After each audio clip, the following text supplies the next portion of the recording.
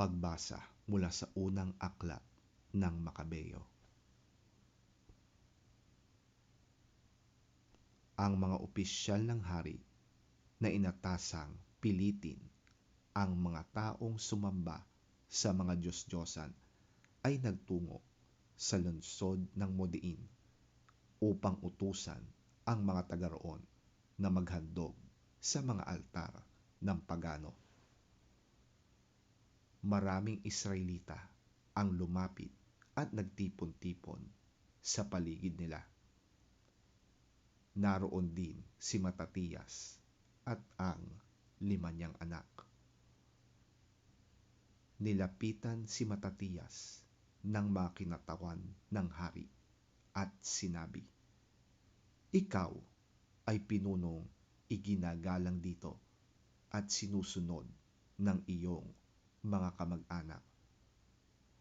Manguna ka sa pagtupad sa utos ng hari, gaya ng ginawa ng mga Hintil at ibang mga taga-Judea at Jerusalem.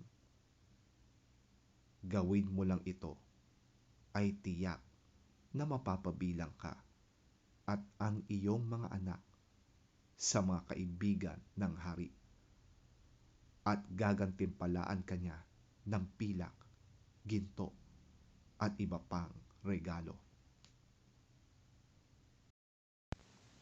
Ngunit malakas na sumagot si Matatiyas, "Kahit lahat ng bansa ay sumunod sa hari, at dahil dito'y nilabag nila ang pananampalatayang ipinamana ng kanilang mga ninuno, kami ng aking sambahayan at mga kamag-anakan ay tutupad pa rin sa kasunduang ibinigay sa aming mga ninuno. Hindi kami susunod sa gayong ipinagagawa ng hari, at lalo namang hindi kami magtataksil sa aming relihiyon kailanman."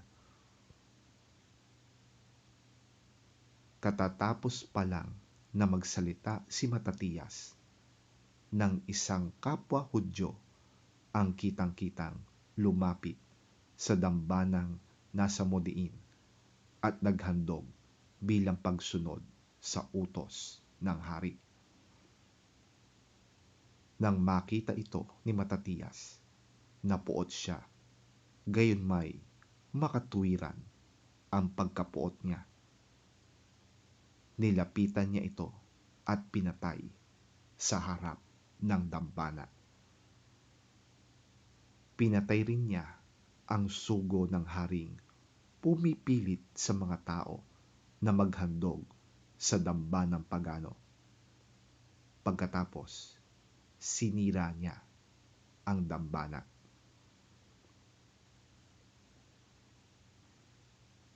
Sa ganitong paraan, ipinakita niya ang kanyang pagmamalasakit sa kautusan, gaya ng ginawa ni Phinehas nang patayin nito si Zimri na anak ni Salu. Matapos gawin ito, isinigaw ni Matatiyas sa buong lungsod ang ganito, "Sino mang tapat sa tipan ng Diyos at tumutupad sa kanyang mga utos ay sumunod sa akin." Pagkatapos nito, siya at ang kanyang mga anak ay namundok. Iniwanan nila ang lahat ng kanilang ari-arian sa lungsod.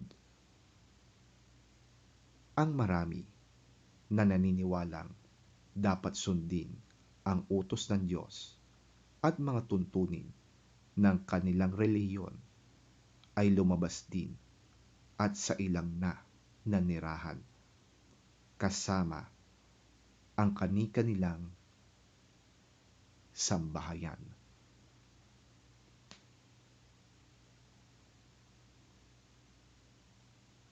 Ang salita ng Diyos. Salamat sa Diyos.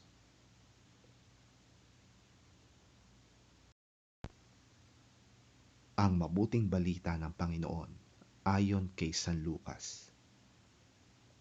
Papuri sa iyo, Panginoon. Nang malapit na siya sa Jerusalem at natatanaw na niya ang lungsod, ito'y kanyang tinangisan. Sinabi niya, "Kung nalalaman mo lamang sa araw na ito kung ano ang makakapagdulot sa iyo ng kapayapaan, ngunit ito'y lingid ngayon sa iyong paningin. Darating ang mga araw na magkakampo sa paligid mo ang iyong mga kaaway. Palilibutan kanila at gigipitin sa kabi-kabila. Wawasakin kanila at lilipulin ang lahat ng taong nasasakupan mo. Wala silang iiwanang magkapatong na bato sapagkat hindi mo pinansin ang pagdalaw sa iyo ng Diyos."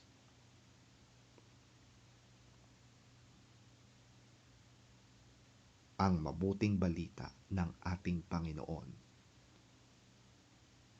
Pinupuri ka namin, Panginoong Hesukristo.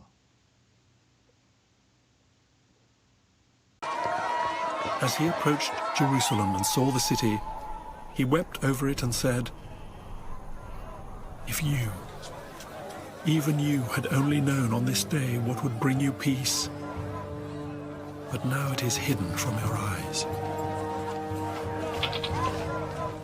The days will come upon you when your enemies will build an embankment against you and encircle you and hem you in on every side. They will dash you to the ground, you and the children within your walls. They will not leave one stone on another, because you did not recognize the time of God's coming to you.